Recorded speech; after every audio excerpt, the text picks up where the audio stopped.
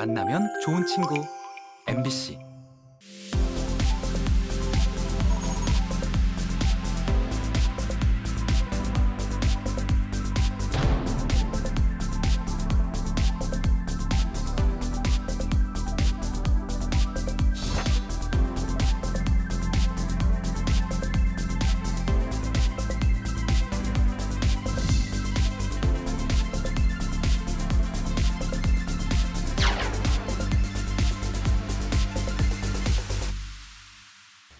낡고 손상된 구조를 철저하게 진단해서 원래의 기능과 또 미관까지 되살려내는 일.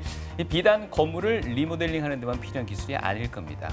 바로 우리 입속 환경을 재설계할 때도 필요한 기술이죠. 네, 치아가 손상되거나 그 기능을 잃었을 때 구강 구조의 안정성을 회복해서 전신 건강까지 돕는 치료, 바로 보철 치료인데요. 최근에는 그 기술이 정밀하게 발전하고 있다고 합니다. 네, TV 메디칼 약손 오늘은 구강 건강 시리즈 두 번째 시간으로 보철 치료의 과거와 현재에 대해서 살펴보도록 하겠습니다. 오늘 도움 말씀 주실 분은요, 경북대학교 치과병원 치과보철과의 김소연 교수님과 함께합니다. 안녕하십니까? 안녕하세요.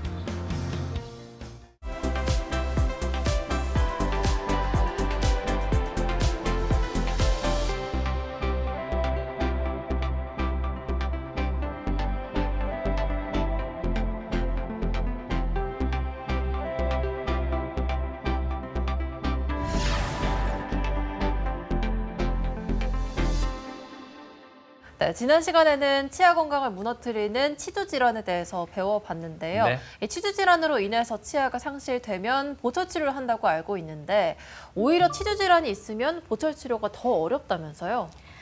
네, 그렇습니다.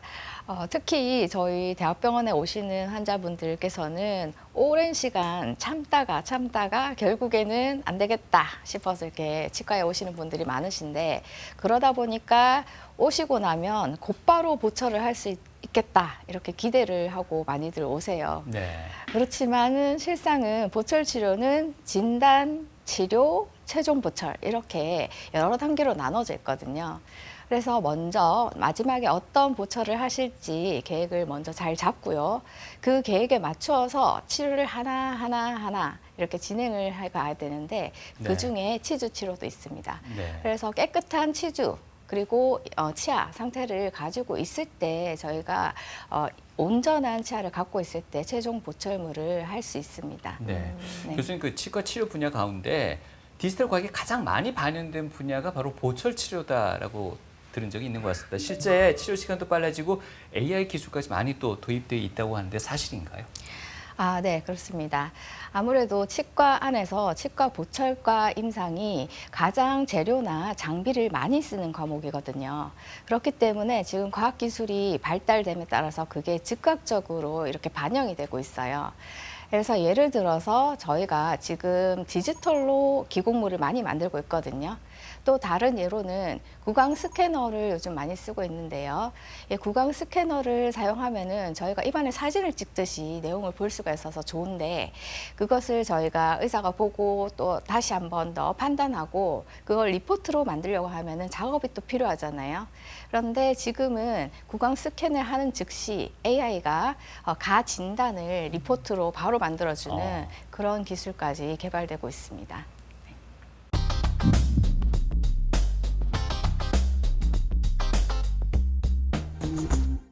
우리가 흔히 치과를 다녀오면 일을 해 넣었다 혹은 일을 덮어 씌웠다라는 표현을 자주 하곤 하는데요. 이 모든 과정이 보철 치료의 하나라고 생각하면 될까요, 교수님? 네. 저희 대한치과보철학회에서 저희 치과 보철 치료가 뭔지 정의를 내려주고 있는데, 이가 빠졌을 때 수복해주는 치료이다 이렇게 얘기를 하고 있어요. 그래서 이가 없는데 이를 해주기 때문에 심미와 기능을 회복할 수 있게 되고, 그렇게 되면은 저희 얼굴이나 이런 관절 이런 데 모두 영향을 미치게 되거든요. 그런 것들을 종합적으로 판단해서 하는 치료이다.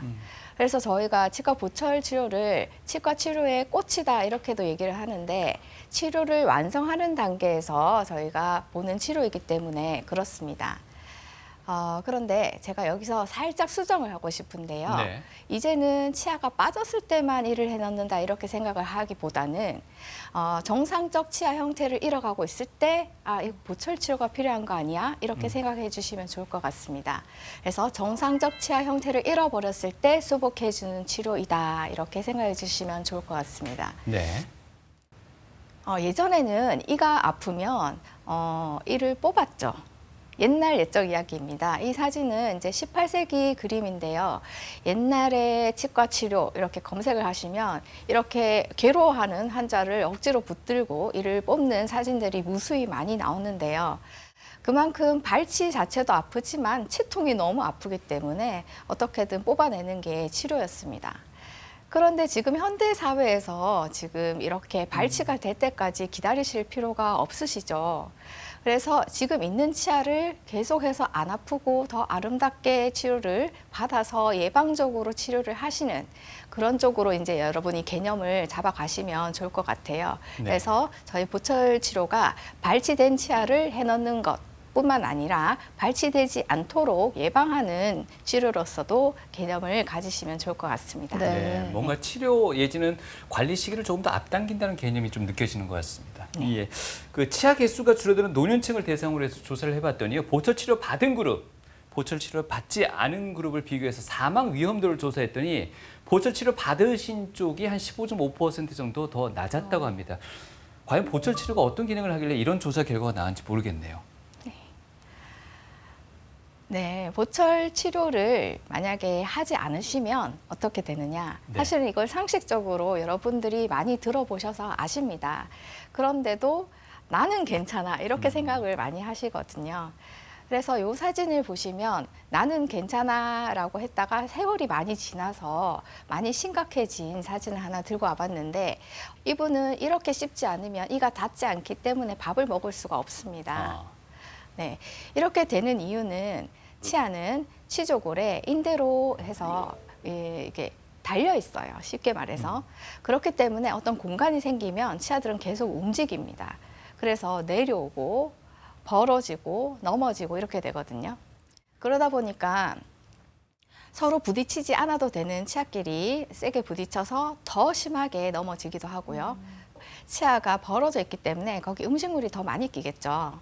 그래서 더 많이 썩고 빨리 썩고 치주염도 더 많이 생기고 이런 작용들이 가속화되게 됩니다. 그래서 이런 구강 파괴가 심하게 일어나기 전에 빨리 보철 치료를 하시는 것이 좋습니다. 네.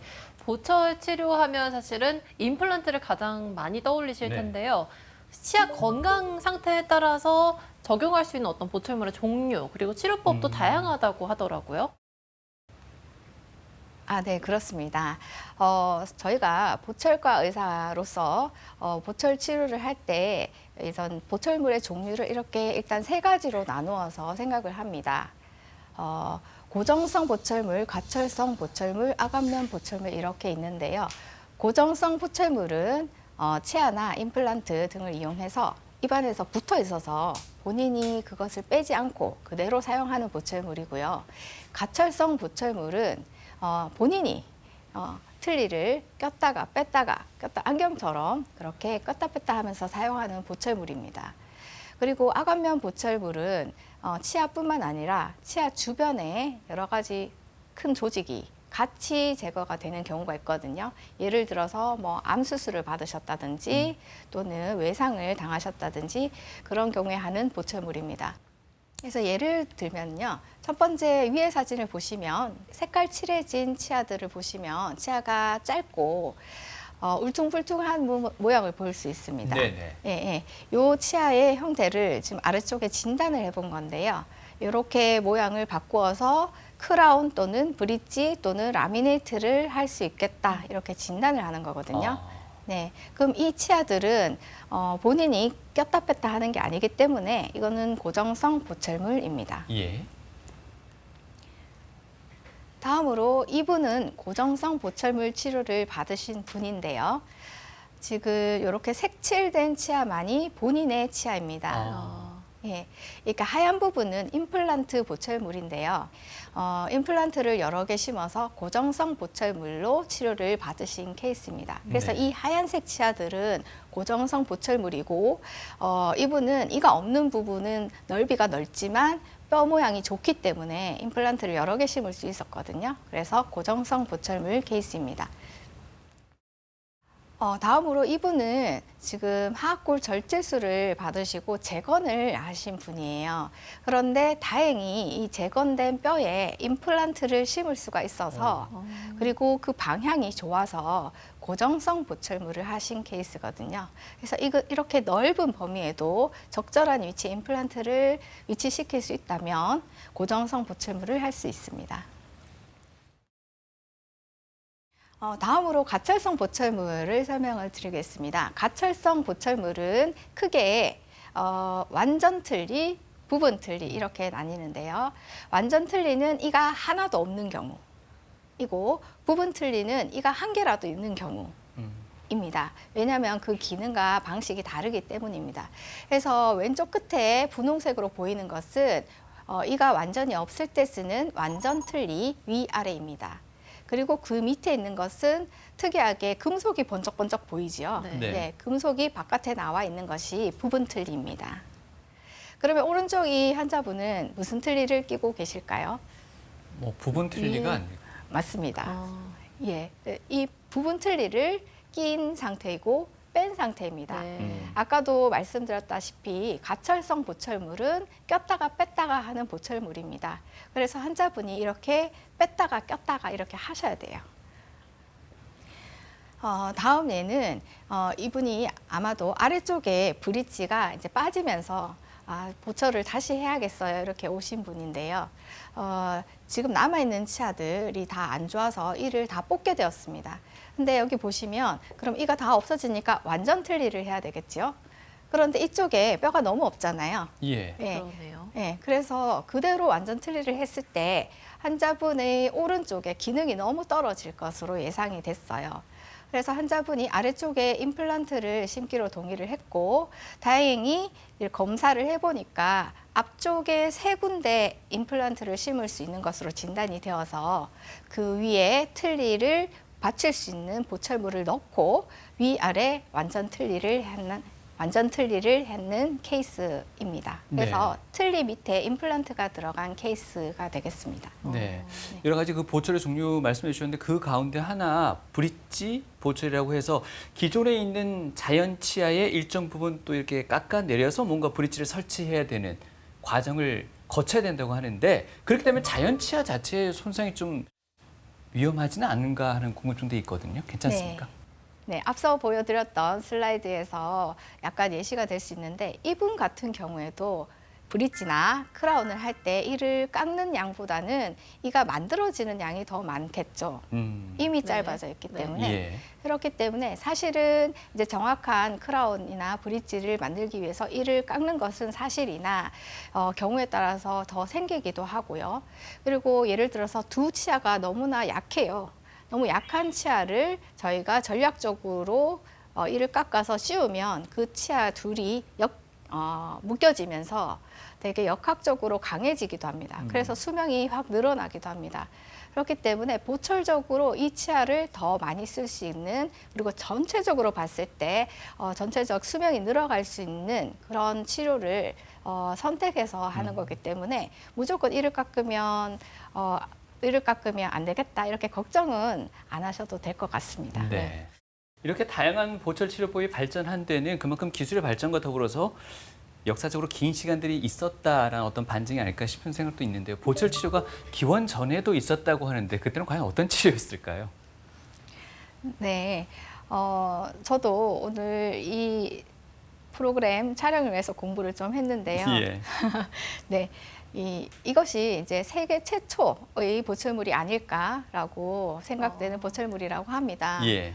네, 기원전 360년에 고대 문명에서 사용됐던 보철물이라고 하는데 아마 예상하기로는 앞니 2개가 빠졌을 때 거기에 이렇게 끼워서 쓰는 보철물인 것 같고 근데 이런 보철물을 보시면 아무래도 누가 봐도 뭘 끼고 있구나 이런 표시가 나잖아요. 네네. 그래서 어떤 이제 기능이나 자연치와 비슷한 심미 이런 것보다는 액세서리에 가까운 그런 보철물이 아니었을까 이렇게 생각이 됩니다. 예.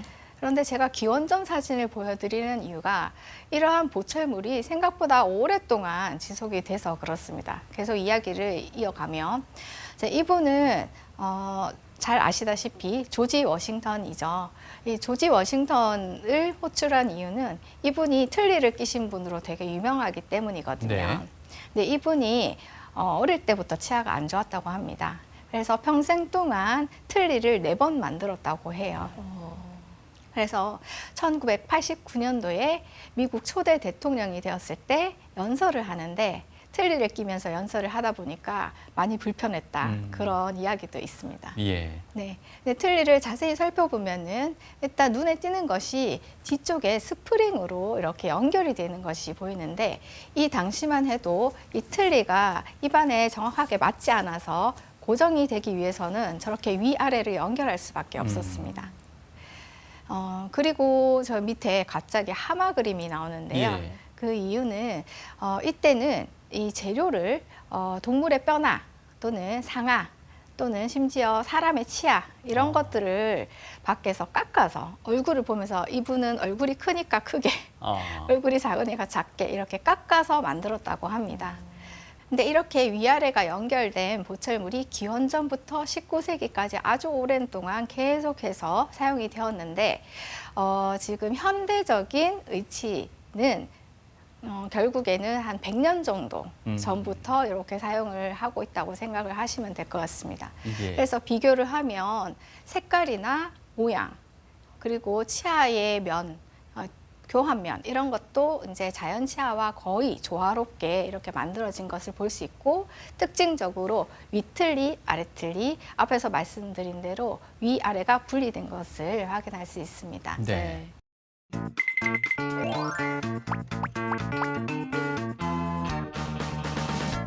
오복의 가장 으뜸은 치아 건강이라고들 말합니다. 그래서일까요? 먹는 즐거움을 느끼기 위해서 치아 건강에 관심이 굉장히 높아지고 있는데요. 교수님, 개인적인 그 위생 관리나 식습관에 따라서 좀 달라질 수는 있겠으나 우리 치아의 수명이라는 게 분명히 있지요. 치아 수명은 얼마다 이런 내용이 있는 논문은 제가 아직 못 찾아봤고요. 그래요? 예, 그러니까 식습관이나 평소에 이제 저작하는 습관, 몸의 형태, 뭐 근육의 두께, 뭐 이런 등등 차이에 따라서 치아의 수명이 조금 사람마다 차이가 많이 나는 것은 사실입니다. 치아의 수명을 조금 늘리려면은 치과에 내원해서 정기적인 관리가 더 중요하겠군요. 그렇죠. 치과에 와서 선생님이 보시면 미리 어떤 병이 시작됐을 때 이게 환자분한테 말씀을 드릴 수 있으니까 조금 더 오래 쓰실 수 있도록 보호하는 데 도움이 될 것 같습니다. 그래서 일반 시민분들은 이 보철 치료를 어떻게 생각하고 계시는지 그리고 치아 건강을 위해서 어떤 노력을 하고 계시는지 저희들 한번 여쭤봤거든요. 화면으로 만나보시죠. 10년 전에 충치가 너무 심해서 크라운으로 덮어 씌웠어요. 2년 전에 이가 빠져서 임플란트 했어요. 앞니가 벌어져서 떼었습니다. 보철 치료 재료도 엄청 다양하다고 들었어요. 딱딱하고 질긴 음식은 좀 피하는 편이에요, 요즘. 네, 1년에 한 번씩 치과 정기 검진 받고 있어요. 양치 꼭 하고 치간칫솔 꼭 사용하려고 합니다. 교수님, 보철 치료를 할 때 치아 삭제는 무조건 해야 되는 건가요? 꼭 그렇지는 않습니다. 예를 들어서 고정성 보철물 치료를 할 때는 크라운이나 브릿지를 하기 위해서 치아를 깎아야 되지만 임플란트 치료를 만약에 한다. 그럼 브릿지 대신에 인접치를 살리고 임플란트 치료로 대체하면은 치아를 안 깎는 경우도 있고요. 임시 가철성 보철물 같은 경우는 특히 일단 그대로 넣는 그런 보철물이거든요. 그래서 종류에 따라서 치아를 꼭 안 깎는 경우도 있습니다. 그렇군요. 이번에는요, 치아 건강에 관한 오해와 진실, 그리고 궁금증까지 한 번에 알아보도록 하겠습니다. 교수님, 치아에 금이 갔다. 이거 치아 균열이라고 합니까? 네. 네, 이런 일이 발생했을 때 가만히 잘 두면 다시 붙는다. 다시 이렇게 괜찮아진다라는 말이 있던데 이거 사실인가요? 이게 희망사항이긴 하지만 그런 경우는 없습니다. 치아를 사용하다 보면은 미세한 균열 같은 거는 생길 수 있거든요. 보이지 않는 균열도 있지만 이것이 깊어지면은 이것은 다시 되돌아오진 않습니다. 초기에는 이것을 이제 보호하는 뭐 밴드를 한다든지 보호하는 치료를 하다가 그것이 더 깊어지고 불편한 증상도 생기고 이렇게 되면 보철 치료를 하셔야 되고요. 그래도 잡히지 않으면 신경 치료까지 하셔야 되는데 만약에 그게 계속 진행이 된다면 최종 치료는 이를 꽂게 되는 치료가 사실은 치아 균열이라서 치아 균열이 생기지 않도록 하시는 게 사실은 제일 좋습니다. 그러니까 치아 뿌리까지 금이 갔다면은 발치할 가능성이 높아지는 거군요. 그렇습니다. 그럼요. 우리 치아는 알게 모르게 계속 금이 가는 겁니까? 돌 같은 거랑 비슷하게 생각하시면 돼요. 부딪히면은 아무 표시가 안 날 수도 있지만 작은 흠집이나 금이 가잖아요. 그런데 이제 치아는 좀 다른 모양이지만 그런 것들 평생 쓰기 때문에 그런 것들이 누적되면은 금이 갈 수 있습니다. 이번에 궁금한 점은요. 크라운 치료라고 하지 않습니까? 치아를 덮는. 그런데 어떤 어르신들은 이런 이야기를 해요. 크라운 치료가 한 번만 받으면 된다. 그 뒤로는 충치 안 생긴다. 걱정하지 마라. 그래, 크라운 치료할 때 좋은 보철물로 잘 받으면 된다 이러는데 진짜 충치가 안 생기나요? 크라운 치료하고 나면? 그렇지 않습니다. 아, 그래요? 네. 크라운 위에는 충치가 생기진 않겠죠. 그렇지만 크라운 하방에는 안에 치아가 들어있기 때문에 그 틈새나 아니면 그 안쪽으로 또 2차 우식이라고 하는 충치가 생길 수가 있습니다. 아, 그런데 열심히 치료받고 다 덮었는데 또 충치가 발생한다면 굳이 그냥 발치하고 임플란트 하는 게 낫지 크라운 치료를 할 필요가 있을까요? 그런 생각이 드는데. 아닙니다. 네. 임플란트 치료도 영원한 건 아니기 때문에요. 저는 개인적으로 임플란트 치료는 마지막 치료라고 생각하거든요. 네. 그래서 아껴두시고 크라운 치료를 하셔도 관리를 잘 하시면 오래 쓰실 수가 있어요. 그래서 평균적으로는 저희가 한 8년에서 10년 이렇게 얘기는 하고 있지만 관리를 잘 하시면 평생 사용할 수도 있습니다. 오, 그렇군요. 임플란트가 마지막 치료라고 하니까 치아 관리가 굉장히 중요하다 생각이 듭니다. 네, 치과 보철 치료에 대한 시민 인터뷰 만나봤습니다. 네. 치아가 손상되거나 그 기능을 잃었을 때 보철물 씌우는 치료를 많이 하는데요. 예전에는 금리, 은리가 좀 보편적이었던 것 같습니다. 근데 요즘에는 이렇게 좀 티가 나는 재료보다 훨씬 더 자연 치아하고 구별이 되지 않을 정도의 재료들을 많이 사용한다고요. 아, 네. 그래서 제가 수복 재료의 변천에 대해서 준비를 해봤습니다. 네. 지금 현재 사용되고 있는 보철물은 결과적으로 이 주황색 4개의 박스로 크게 나누어진다고 생각을 하시면 됩니다. 그런데 이제 시간 순서대로 개발이 되었지만 어느 하나 지금 사용하지 않는 재료는 없어요. 처음에는 틀니에다가 도자기 치아를 끼워서 쓰는 그런 방식들이 먼저 생겨나기 시작했습니다.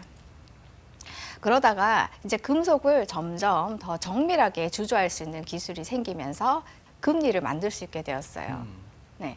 그러다 보니까 금리나 또는 이제 비슷한 금속 위에다가 표면에 도자기를 올릴 수 있는 그런 기술이 개발이 되어서 그것이 바로 도제 금속관입니다. 그래서 속 껍질은 금속이지만 겉으로 볼 때는 도자기의 형태를 갖고 있는 도제 금속관을 지금도 많이 사용하고 있습니다.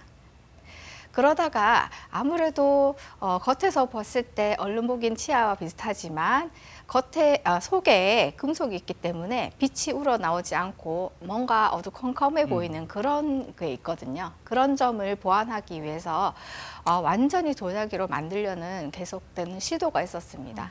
그래서 올세라믹관 같은 것도 지금 앞니 쪽에 아직도 사용을 하고 있는데요.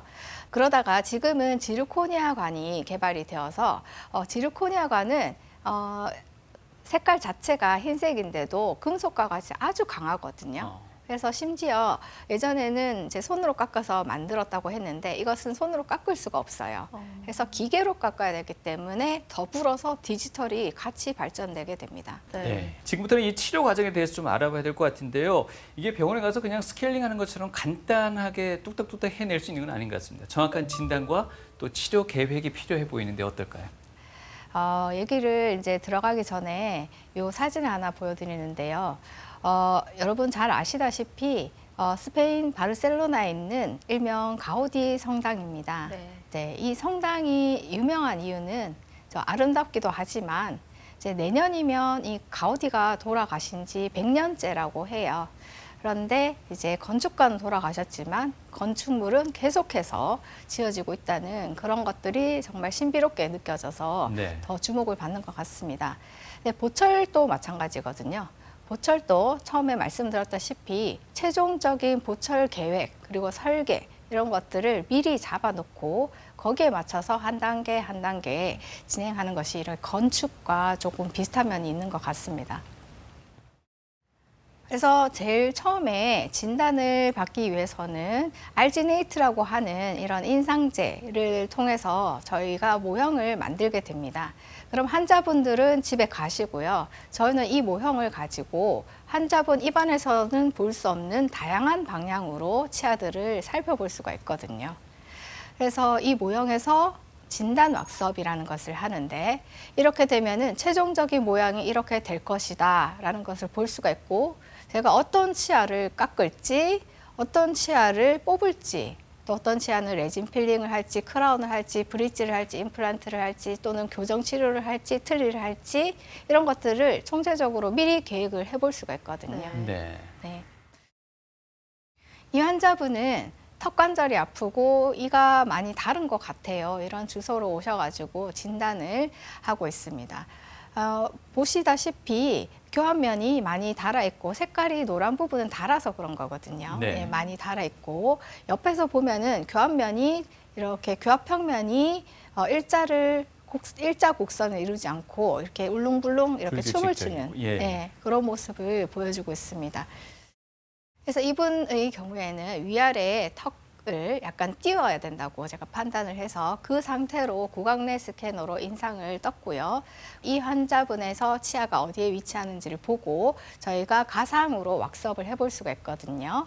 그래서 이 환자분이 웃었을 때 원래는 이런 모습으로 보이는데 최종 보철물을 하면 이런 모습으로 보이겠다. 이런 것들을 예상을 해볼 수가 있습니다. 그리고 치아 하나하나 어느 부분을 깎아야 될지 어느 부분은 더 나와야 될지 어느 부분은 많이 깎아야 될지 이런 것들을 평가를 할 수 있기 때문에 개별 치아에 대해서 어떤 보철을 할지 계획을 할 수가 있습니다. 그래서 최종 이런 모양이 될 것이라는 것을 이제 컴퓨터상에서도 볼 수가 있고요. 이렇게 프린트해서 뽑아볼 수도 있어서 기존의 원래 환자의 치열과 이렇게 모형으로 비교를 해볼 수도 있습니다. 또 이게 전체적인 임플란트 보철을 하는 과정에서 저 왼쪽에 치아가 5개가 없거든요. 그렇지만은 이렇게 기공을 하는 과정에서도 커뮤니케이션을 통해서 이 환자분에게서는 공간이 짧기 때문에 치아를 4개만 배치하는 것이 훨씬 아름답고 기능도 더 좋을 것이다. 이런 것들을 이제 얘기를 하면서 디자인을 할 수가 있습니다. 네. 네. 말씀해주신 것처럼 건축가가 설계를 하는 것처럼 네. 보일 정도였는데요. 또 보여주신 자료를 보니까 디지털 기술의 도움을 좀 많이 받으시는 느낌이 그렇죠. 들었습니다. 특히나 임플란트를 할 때, 그 계획을 세울 때는 컴퓨터로 시뮬레이션을 돌려보기도 한다고요.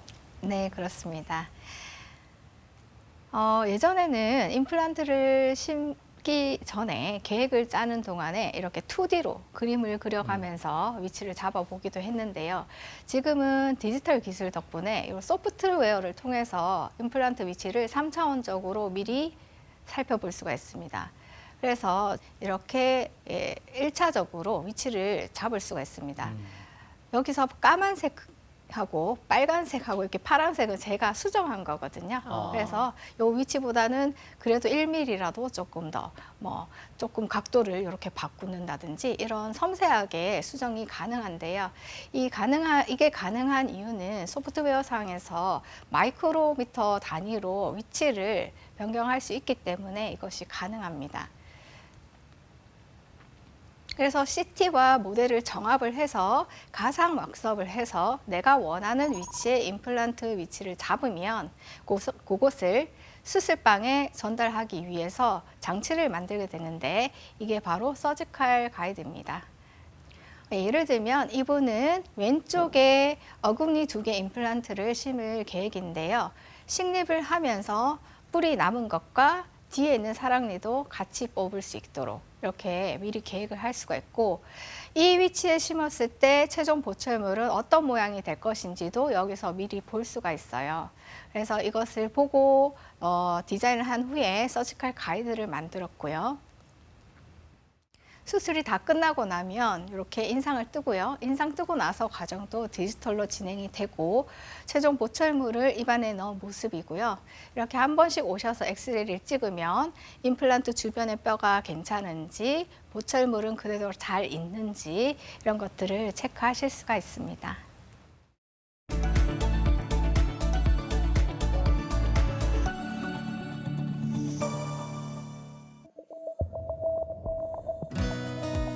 잃어버린 치아의 기능과 신미성을 회복하는 치과 보철 치료. 이른 아침 의료진이 한자리에 모였다. 제가 그 치과 보철학 중에서도 국소의 치학을 교육을 담당을 하고 있거든요. 그래서 저희 수련의 선생님들이 조금 더 진료를 잘할 수 있도록 서로 배운 내용도 공유를 하고요. 그리고 놓친 부분이 있는지 없는지 오늘 세미나를 통해서 살펴보는 시간을 가지려고 합니다. 의학기술의 발전으로 최근 보철 치료 분야에도 디지털 기법을 접목해 좀 더 정확하고 정밀한 치료가 시행되고 있다. 치과 보철 치료 자체가 여러 번 오셔야 되기 때문에 환자분들이 오랫동안 저작을 못하고 불편하신 기간이 길잖아요. 그런데 디지털을 이용을 하다 보면 조금 더 빨리 보철물을 장착할 수 있도록 그렇게 하는데 특징적으로 도움이 되는 것 같습니다.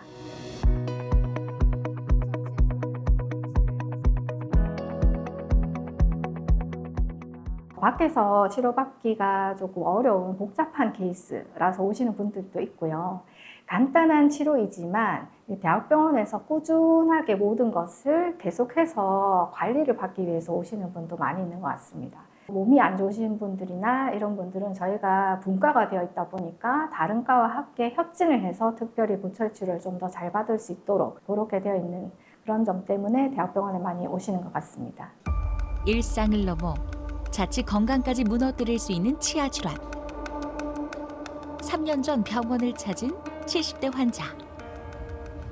어금니도 아프니까 씹는 것도 잘 못하고 시려서 양치도 잘 못하고 불편한 건 이루 말할 수가 없었죠. 시골이고 또 한 번 오면 엄청 무서우니까 제가 꾹꾹 끝까지 참았죠. 내원 당시 치열의 전반적인 균형이 무너지고 흔히 충치를 이르는 치아 우식증까지 심해 구강 건강이 좋지 못한 상태였다는데 그 원인은 무엇이었을까? 이 환자분은 2022년도에 저랑 처음 뵀는데요. 만성 치주염이 있으셨는데 구치부는 거의 사용이 어려운 상태였고 전치도 점점 나빠지고 있는 그런 상태였습니다. 그래서 이분의 진단명은 전체적인 만성 치주염이고요. 만성 치주염이 있으면 특징적으로 치아가 많이 움직이거든요.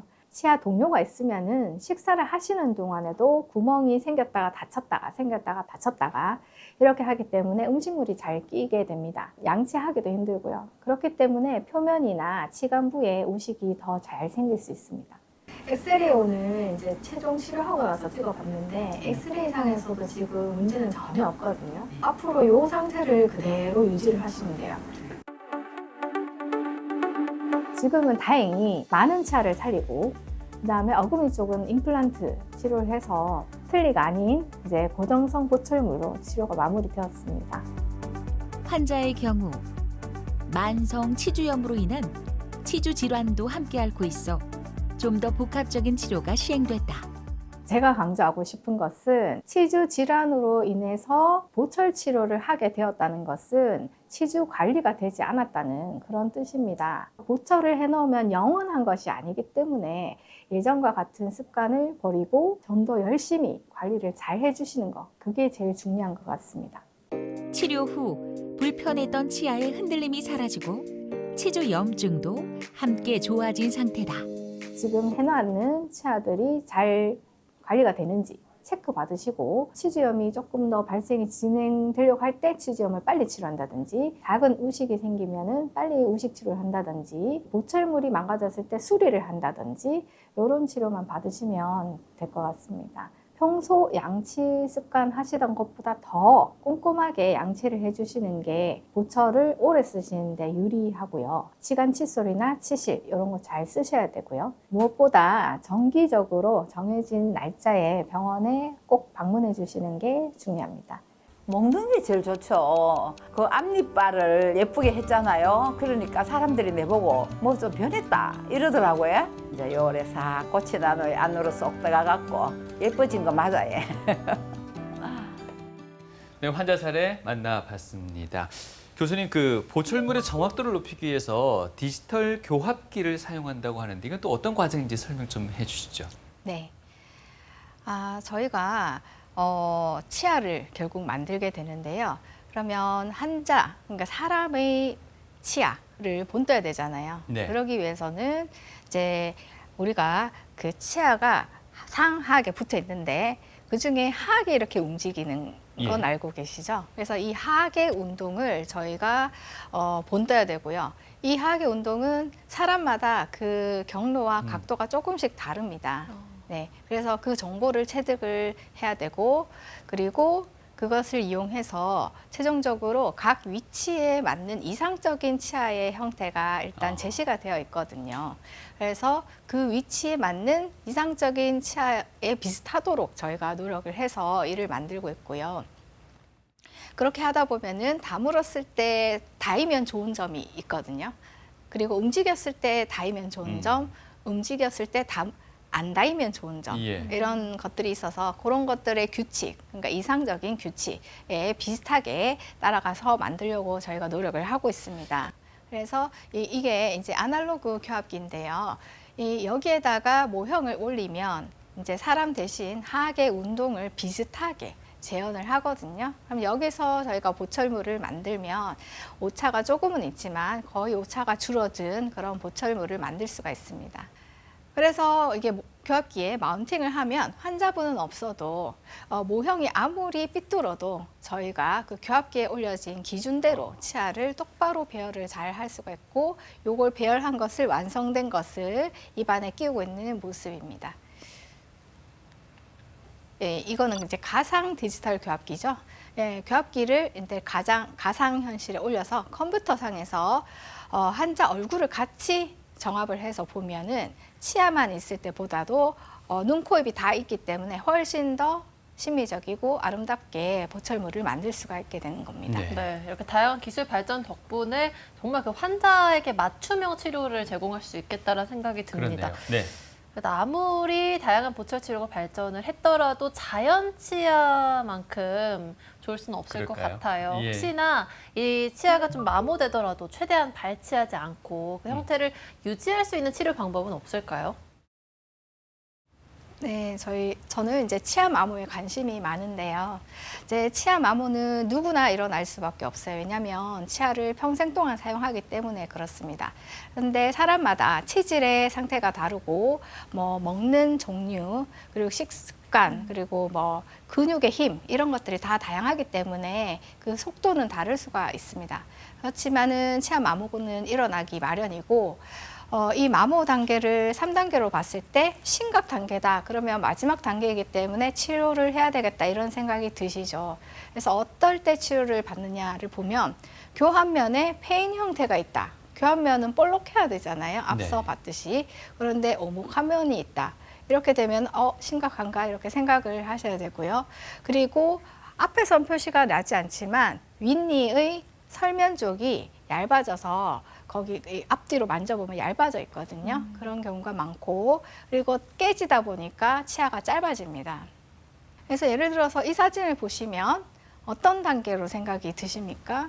네, 뭔가 많이 어금니 쪽은 많이 따라 있다라는 느낌이 들고 일단. 네. 앞니도 좀 부러진 건가 싶기도 해요.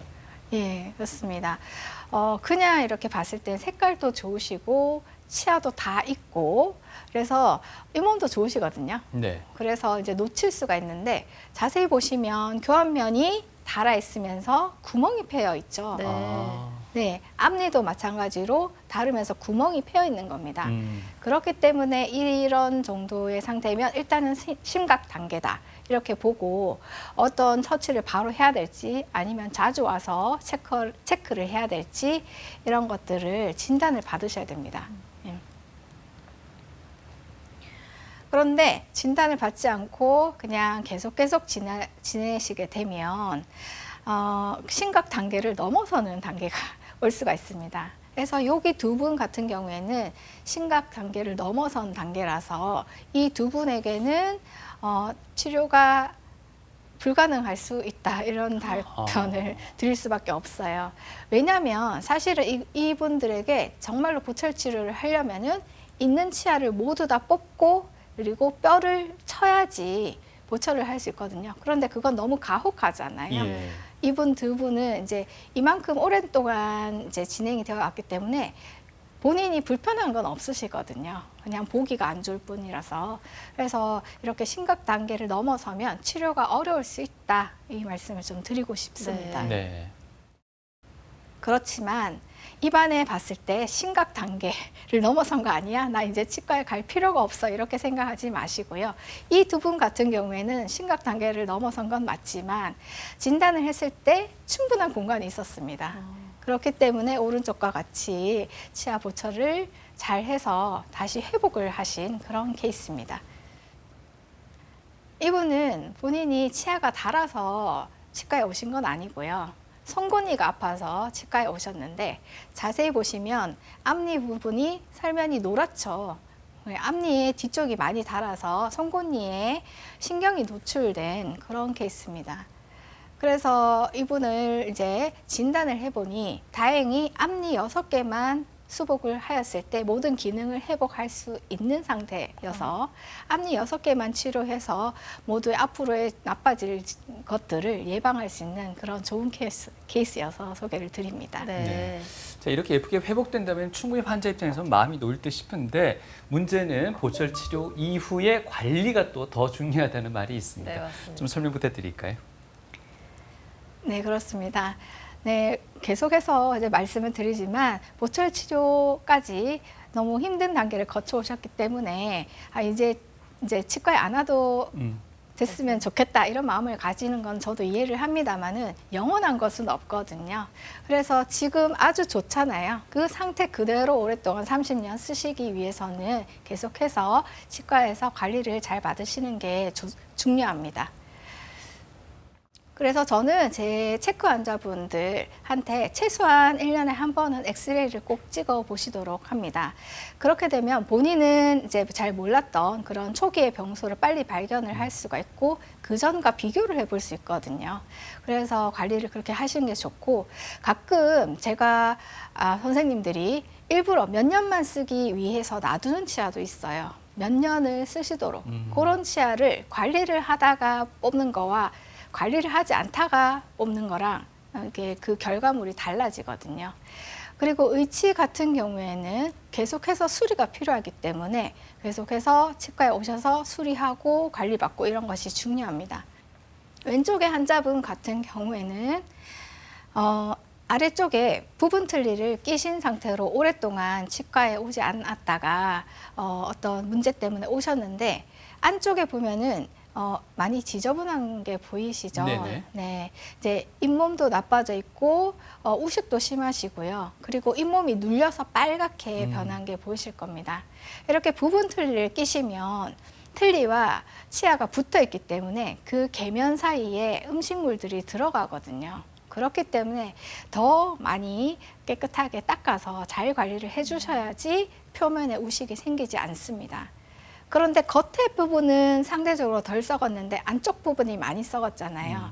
그만큼 남이 치과 의사가 이렇게 봐주는 그런 작업이 필요하다는 거 그것을 말씀드리고 싶습니다. 네. 예. 이분은 어떤 문제가 있을까요? 혹시? 일단 남은 치아가 많이 별로 없네요. 없으신데요. 예, 맞습니다. 예. 네. 자세히 보시면 치아 안쪽으로 이렇게 하얗게 네, 잇몸이. 예, 색깔이 조금 달라 보이시죠? 이분은 상하게 부분 틀니를 끼시는 분인데 틀니를 하루 중 너무 오랜 시간 동안 장착을 하시면 이렇게 잇몸이 빨개집니다. 그래서 일종의 피부염인데요. 저희가 의치구내염이라고 하는 그런 염증 상태에 이르게 됩니다. 그런데 이게 당장은 표시가 나지 않기 때문에 환자분들은 자기가 얼마나 틀니를 잘 쓰고 있는지 모르시거든요. 그래서 한 번씩 치과에 오셔가지고 틀니를 장착하는 시간이 적절한지, 깨끗하게 사용하고 계시는지 이런 것들을 체크를 받으셔야 됩니다. 그리고 불량한 의치를 계속해서 수리를 받지 않고 사용을 하시거나 아니면 치아가 한쪽이 빠졌는데 한쪽으로만 저작을 하시거나 그 상태로 오래 지내시면은 이렇게 얼굴이 비대칭적으로 변하게 되는데요. 이제 젊은 사람들은 이제 피부가 두껍고 근육 운동으로 약간 보상을 하기 때문에 오히려 표시가 조금 덜 나지만 연세가 드실수록 그런 것들이 더 심해집니다. 그렇기 때문에 이제 이런 것들을 수리를 받고 치료를 받으셔야 되는데 오른쪽 두 환자분은 같은 분입니다. 같은 분인데 왼쪽이 매우 비대칭 상태인데 네. 치료 후에 아주 똑바른 얼굴을 가지신 걸 볼 수 있죠. 그래서 이렇게 치료를 하시는 게 중요하다는 것을 말씀드립니다.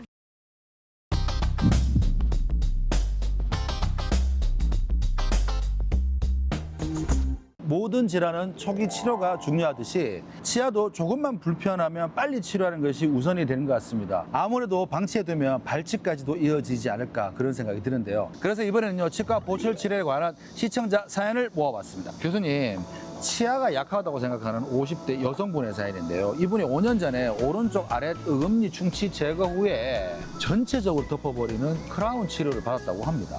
그런데 최근 들어서요, 살짝 이상한 감을 느낀다고 하네요. 음식을 씹을 때는 전혀 괜찮은데 언제부턴가 약간 미세하게 좀 흔들림도 느끼고요. 어떨 때는요, 시원한 물을 마셨을 때는 크라운 주위가 좀 시리다 이런 것도 느낀다고 합니다. 주변에서는요, 그 보촌물 교체할 때가 온 거다라고 말을 하더래요. 한 번 씌운 보촌물 평생 가는 게 아니라 주기적으로 그냥 교체를 해줘야 되는 건지, 그러니까 건강하더라도 괜찮더라도 교체해줘야 되는 건지 너무 궁금해하고 있습니다. 선생님 의견 어떠신지? 이분의 경우에는 크라운 자체의 문제라기보다는 크라운 안에 있는 치아가 병이 생긴 거거든요. 치수의 문제인지 아니면 치주의 문제인지 그것을 진단을 해봐야 되고, 거기에 따라서 크라운을 다시 벗겨내서 치료를 해야 될 필요가 있을 수도 있고요. 크라운은 그대로 두고 다른 치료만 해도 되는 경우도 있습니다. 그래서 이거는 검사를 좀 해보셔야 될 것 같아요. 갑자기 드는 생각인데요. 네. 크라운 치료도 돈이 들잖아요. 네. 근데 좀 흔들린다, 좀 시리다고 느꼈으면 한번 확인해 볼 거 아닙니까? 덮어 씌웠던 크라운을 다시 사용해도 되는 겁니까? 벗긴 크라운을 다시 사용할 수는 없고요. 이미 훼손되었기 때문에 새로 만들어야 됩니다. 그렇지만은 이가 흔들리거나 뭐 불편감이 있다고 해서 항상 벗기고 나서 검사를 하는 건 아니거든요. 아, 그래요? 네, 그대로 검사를 해서 이게 벗겨야 되는 이유가 있을 때 그때 벗기게 됩니다. 그렇군요. 이번 사연은요, 직장 생활을 하는 30대 남성분의 사연입니다. 이분이요, 치아가 좋지 못한 습관이 하나 있는데 그것이 뭐냐면요, 스트레스를 받거나 좀 과로를 하게 되면요, 습관적으로 얼음을 좀 깨문대요. 얼음을 깨물지 않으면 좀 약간 깍 깨무는 습관도 좀 있고요. 게다가 역류성 식도염 진단까지 받아놓은 상태입니다. 네. 근데 역류 식도염이 치아 건강에도 안 좋다는 이야기를 들었대요. 네. 단단한 음식을 먹는 습관이 치아를 마모시킬 수도 있다 그러던데 이건 사실입니까? 사실입니다. 그런데 제가 이 사연을 들으면서 조금 놀란 것이, 스트레스를 받을 때 이제 나도 모르게 이를 꽉 물거나 이런 습관이 있을 수 있거든요. 근데 얼음을 먹는 거는 본인의 선택이잖아요. 네네. 근데 얼음을 드시면은 치아에 많이 안 좋아요. 특히 그냥 빨아 드시는 건 괜찮지만 그것을 깨서 먹다 보면은 치아가 같이 갈릴 수 있기 때문에. 사탕도 그렇겠네요. 그렇죠. 그래서 이런 것은 좀 조심하시는 게 좋고요. 그리고 역류성 식도염이 있다고 하셨잖아요. 네네. 그래서 역류가 되다 보면 입안에 산성 물질이 들어오는데, 그러면 치아의 표면이 얇아질 수 있거든요. 그럼 얼음을 깨 먹었을 때 더 잘 깨질 수 있겠죠. 그래서 서로 더 나쁜 것을 복합적으로 하고 계시는 상황이라 조심을 하셔야 될 것 같습니다. 그럼 이렇게 이해해도 될까요? 역류성 식도염 때문에 치아가 부식될 수도 있다. 그렇죠. 부식될 수 있습니다. 산에 의한 부식이 될 수 있습니다. 아, 그렇군요. 이번 사연은요, 판보한 대학생을 하고 있는 20대 여대생의 사연입니다. 이 친구가요, 교정교합이 좀 심하다고 하네요. 1년 전부터 치아 교정 치료를 좀 받고 있었다고 합니다. 그런데 요즘 들어 치아 쪽에 좀 욱신함을 느낀다고 해요. 특히나 밥을 먹을 때면 특정 부위에 통증도 좀 심해지고, 이거 혹시 충치가 생긴 거 아닌지 궁금해하고 있거든요. 선생님, 충치가 생겼다고 볼 수 있죠? 충치 발생할 수 있습니다. 물론 왜냐하면 여러 가지 장치가 붙어 있기 때문에 음식물이 더 많이 고일 수도 있고요. 그렇군요. 근데 표면에 작은 우식이 생겼다고 해서 충치가 생겼다고 해서 전체 치아가 욱신한 경우는 잘 없거든요. 일단 주치 선생님하고 교정적인 문제 때문에 그런 통증이 있는지 살펴보셔야 되고, 아니고 다른 치료가 필요하다 하면은 다른 치료도 병행하실 수 있거든요. 너무 걱정하지 마시고요. 우치와 잘 상의하셔서 빨리 치료를 하시는 게 좋을 것 같습니다. TV 메디컬 약속 오늘 구강 건강 시리즈 두 번째 시간으로 이 최신 보철 치료 방법에 대해서 이야기 들어봤습니다. 교수님, 마지막으로 우리 시청자분들에게 좀 당부의 말씀 주신다면요. 제가 오늘 여러 가지 얘기를 드렸는데요. 제가 생각하기에는 본인의 치아가 너무너무 건강해서 평생 동안 본인의 치아로 생활을 하실 수 있다면, 보철을 하지 않고 생활하실 수 있다면 정말로 행운이라고 생각을 합니다.